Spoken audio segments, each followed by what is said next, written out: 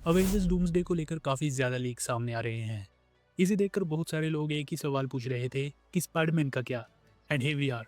Spiderman brand new day का पहला teaser leak हो चुका है। ऑनेस्टली ये काफ़ी छोटा है, लेकिन फिर भी स्पाइडरमैन का नाम ही काफ़ी है इंटरनेट को ब्रेक करने के लिए। इसके अलावा अवेंजर्स डूम्सडे से ही दूसरा टीजर भी लीक हो चुका है, जो कि थोर पर फोकस करता है। आई डोंट नो कि केविन चाचा क्या कर रहे हैं, क्योंकि ये ऑब्वियस है कि मार्वल के अंदर सिक्योरिटी क्राइसिस चल रहा है। सो गेट रेडी, क्योंकि आज हम बात करने वाले हैं स्पाइडरमैन ब्रांड न्यू डे के इस टीजर के बारे में और इसके साथ ही अवेंजर्स डूम्सडे के दूसरे टीजर के बारे में।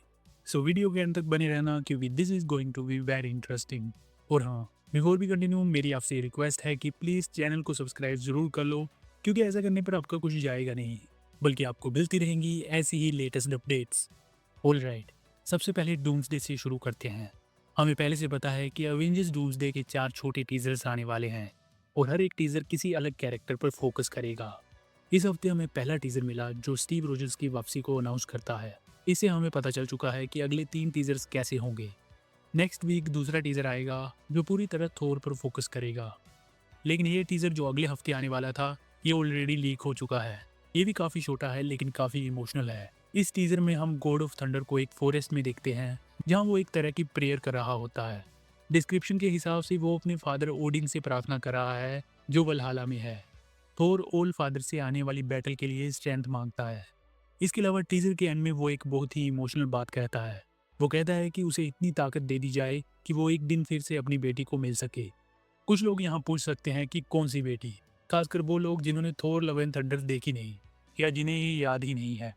थोर के साथ आखिर ये हुआ था कि उसने एक नई जर्नी शुरू की, क्योंकि आखिरकार उसे जीने की एक वजह मिली। एक छोटी सी इंसान जिसने एक उदास देवता को एक पिता बना दिया। एक्चुअली ये गोर की बेटी थी और इसके पास कॉस्मिक पावर्स भी हैं। थोर लव एंड थंडर के एंड में गोर की डेथ के बाद थोर इस कॉस्मिक एबिलिटीज वाली बच्ची का अडोप्टिव फादर बन जाता है। ऐसा लगता है कि अवेंजर्स डूम्सडे के टाइम तक थोर और लव कई साल साथ में जी चुके होंगे और काफ़ी लड़ाइयाँ लड़ चुके होंगे। इसलिए थोर का उससे डीपली अटैच्ड होना और खुद को उसका फादर मानना बिल्कुल नेचुरल लगता है। जब ये टीज़र बेटर क्वालिटी में आएगा तब हम इसे प्रॉपरली एनालाइज कर पाएंगे, बट सिर्फ इस डिस्क्रिप्शन से ही कुछ इंटरेस्टिंग कंक्लूजन्स निकाले जा सकते हैं। सबसे पहले मैं सिंसियरली उम्मीद करता हूँ कि रूसो ब्रदर्स हमें थोर का वही वर्जन दें जो उन्होंने इन्फिनिटी वॉर में दिखाया था। मेरे साथ आप भी एग्री करेंगे कि वो थोर का सबसे बेस्ट वर्जन था ना। आगे दिखने वाले थोर के पास एक एक्स्ट्रा मोटिवेशन भी है, जो है उसकी अडॉप्टेड डॉटर। इन्फिनिटी वॉर जैसी सीन्स को रिपीट करना ऑलमोस्ट इम्पॉसिबल लगता है, लेकिन अगर रूसो ब्रदर्स ने एक बार कर दिखाया है तो अवेंजर्स डूम्सडे में दोबारा भी कर सकते हैं और हमें एक ज़्यादा मिच्योर और सीरियस थोर दिखा सकते हैं। फादरहुड का ये थीम सिर्फ थोर के लिए इम्पोर्टेंट नहीं है, बल्कि कैप्टन अमेरिका जैसे कैरेक्टर्स के लिए भी है। पिछले टीजर में सबसे शॉकिंग चीज़ यही थी कि स्टीव रोजर्स के पास पहले से एक बच्चा है। इन्फिनिटी सागा के दौरान ये कैरेक्टर ऑलमोस्ट पूरी तरह हीरोज बनने में डेडिकेटेड थे और उनकी अपनी कोई फैमिली नहीं थी। थोर ने जीन के साथ ट्राई किया, स्टीव रोजर्स ने शैरन के साथ ट्राई किया, लेकिन ये रिलेशनशिप नहीं चल पाए। ना ओरिजिनल अवेंजर्स ट्रिनिटी आखिरकार समझ रही है कि पेरेंट बनना क्या होता है। ऑनेस्टली ये बात जितनी अमेजिंग है उतनी ही टेरिफाइंग भी है। ये पॉइंट करना बहुत ज़रूरी है कि मार्वल स्टूडियोज डूम्सडे की मार्केटिंग के पहले फेज में क्लियरली इन्फिनिटी सागा की ट्रिनिटी पर ही फोकस कर रहे हैं। मल्टीवर्स सागा के दौरान इंट्रोड्यूस किए गए कैरेक्टर्स को लगभग इग्नोर किया जा रहा है। इसका रीज़न काफ़ी सिंपल है। नंबर्स दिखाते हैं कि स्टीव रोजर्स और ओरिजिनल ट्रिनिटी पर फोकस करना सैम विल्सन को नए कैप्टन अमेरिका के रूप में पुश करने से कहीं ज़्यादा बिकता है। इसी वजह से ओपिनियंस कुछ डिवाइडेड हो गए हैं। कुछ लोग कहते हैं कि मार्वल ने मल्टीवर्स सागा में जो भी बिल्ड किया उसे फेंक दिया सिर्फ पुरानी फॉर्मूला में लौटने के लिए। मैं देखना चाहता हूँ कि आपका ओपिनियन क्या है। कमेंट्स में आप बता सकते हैं। मैं इस बात पे पूरी तरह एग्री नहीं करता कि मार्वल ने पूरी मल्टीवर्स सागा को एक गार्बेज की तरह ट्रीट किया। हम जानते हैं कि इस सागा के कई एलिमेंट्स हैं जो अभी भी मैटर करते हैं। Avengers Doomsday clearly Loki, Multiverse of Madness, Spiderman No Way Home, Fantastic Four, Deadpool and Wolverine और यहाँ तक कि द मार्वल्स के पोस्ट क्रेडिट सीन से भी कनेक्टेड है। इसलिए जब लोग कहते हैं कि पूरी मल्टीवर्स सागा को डिस्कार्ड कर दिया गया, तो ये पूरी तरह सच नहीं है। डिस्कार्ड सिर्फ वही किया गया है जो काम नहीं कर रहा था। मार्केटिंग के पर्सपेक्टिव से स्ट्रेटजी काफ़ी क्लियर है। मार्वल स्टूडियोज पिछली सागा के स्ट्रॉन्गेस्ट पिलर्स को यूज़ कर रहा है, क्योंकि वो सक्सेस का प्रूवन फॉर्मूला है। इसके अलावा एक और क्लैरिफिकेशन ज़रूरी है उन थोड़ी इमेजेस को लेकर जो ऑनलाइन सर्कुलेट हो रही हैं। आजकल एआई के ज़माने में ये पहचानना काफ़ी मुश्किल है कि क्या रियल है और क्या फेक। लेकिन जितना कंफर्म हुआ है उसके हिसाब से ये इमेजेस फेक है। मार्वल स्टूडियोज ने अभी तक थिएटर्स में थोर का टीजर नहीं दिखाया। इस हफ्ते पब्लिकली सिर्फ स्टीव रोजर्स वाला टीजर चल रहा है। अभी ये क्लियर नहीं है कि थोर का टीजर कब आएगा, बट ज़्यादा चांसेस दिसंबर 25 यानी कि क्रिसमस सरप्राइज के लग रहे हैं। जहाँ तीसरे टीजर की बात करें तो ऐसा बताया जा रहा है कि ये डॉक्टर डूम पर फोकस करेगा। इसके बाद चौथे टीजर यानी कि लास्ट टीजर में हमें कुछ बिल्कुल अलग दिखाया जाएगा। मे भी कुछ कंप्लीटली नए सीन दिखाए जाएं या फिर कुछ नए कैरेक्टर्स को रिवील किया जाए। फिलहाल ये क्लियर नहीं है कि मार्वल इन टीजर्स को ऑफिशियली एचडी में रिलीज करेगा या नहीं। ऐसा भी हो सकता है कि ये ऑफिशियली रिलीज ना हो और हमें सिर्फ लीक्स पर ही रिलाई करना पड़े। लेकिन जिस टीजर के आने के पक्के आसार हैं वो है स्पाइडरमैन ब्रांड न्यू डे। ये टीजर भी ऑलरेडी लीक हो चुका है। वीडियो क्वालिटी काफ़ी ख़राब है, लेकिन इसकी एग्जैक्ट डिस्क्रिप्शन सामने आ चुकी है। फुटेज चाहे जितनी भी ब्लरी हो, मैं एग्जैक्टली बताता हूँ कि हम क्या देखते और सुनते हैं।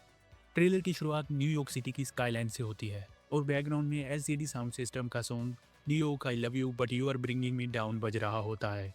ये सॉन्ग पूरी तरह से पीटर पार्कर की करंट लाइफ को रिफ्लेक्ट करता है। पीटर को ये शहर काफ़ी पसंद है, लेकिन इस समय वो पूरी तरह से अलोन है। कोई भी उसे याद नहीं करता, एमजे उसे भूल चुकी है, नेट भी उसे भूल चुका है और आंट में अब इस दुनिया में ही नहीं है। सो ठीक वैसे ही जैसे रॉबर्ट पैटिंसन का बैटमैन है, पीटर भी स्पाइडरमैन बनने में ज़रूरत से ज़्यादा ऑब्सेस लगता है। स्पाइडरमैन बनना उसके लिए अब सिर्फ हीरो बनना नहीं है, बल्कि ये एक कोपिंग मैकेनिज्म है। देन हम देखते हैं कि पीटर अपने नो वे होम वाले छोटे से अपार्टमेंट में एंटर करता है। वो मेल को कैजुअली एक टेबल पर फेंक देता है। आई थिंक ये मेल शायद ओवरड्यू रेंट, बिजली पानी के बिल्स या फिर कॉलेज रिजेक्शन लेटर्स हो सकते हैं, क्योंकि इस मूवी में ये स्ट्रांगली एक्सपेक्टेड है कि पीटर यूनिवर्सिटी अटेंड करने वाला है। ये सीन काफ़ी साइलेंट और हैवी फील देता है, जो ये दिखाता है कि पीटर की लाइफ कितनी ब्रोकन और लोनली हो चुकी है।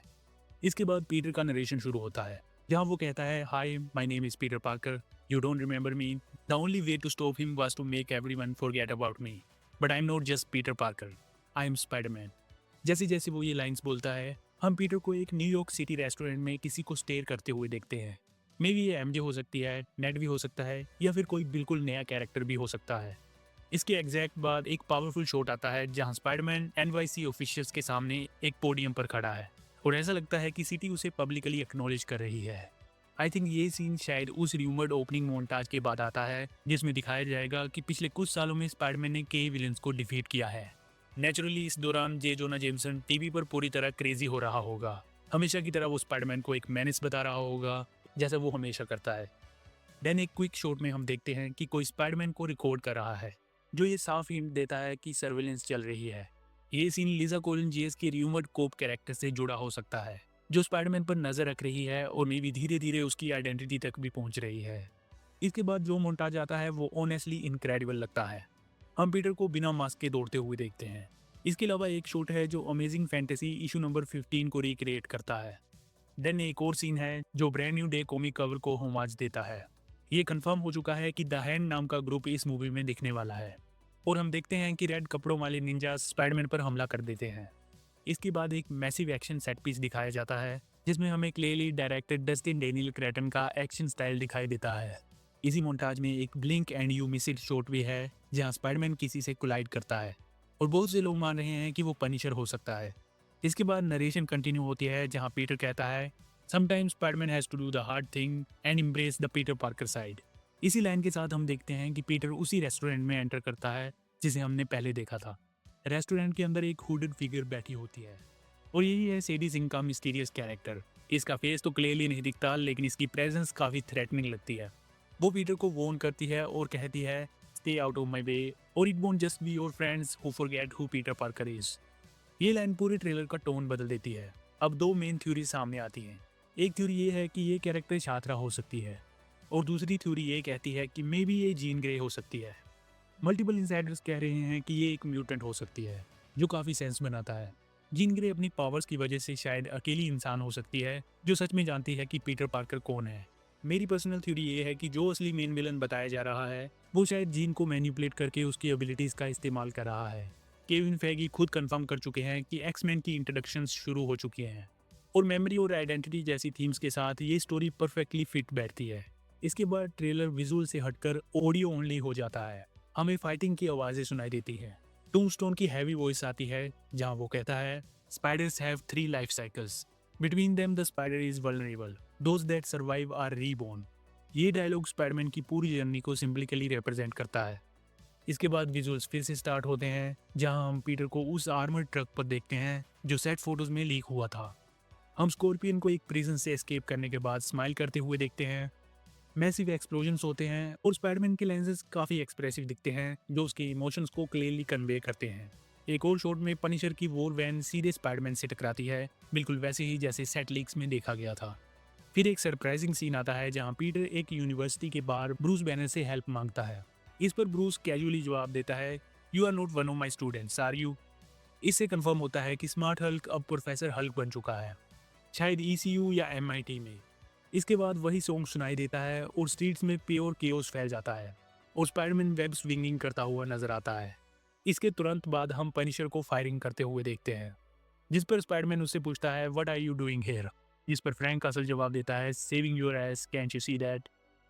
एंड देन ट्रेलर की एंडिंग स्क्रीन पर हमें रिलीज डेट रिवील की जाती है, जो है 31 जुलाई 2026। सो आई थिंक ये लीक ट्रेलर इस मूवी की हाइप बनाने के लिए काफ़ी अच्छा था।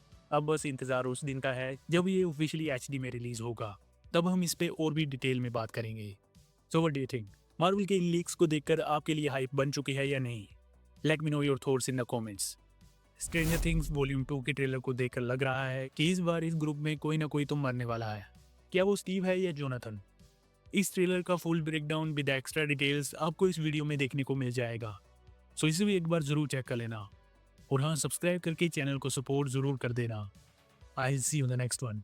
पसंद आया लाइक करो, पसंद नहीं आया तो टेस्ट इट।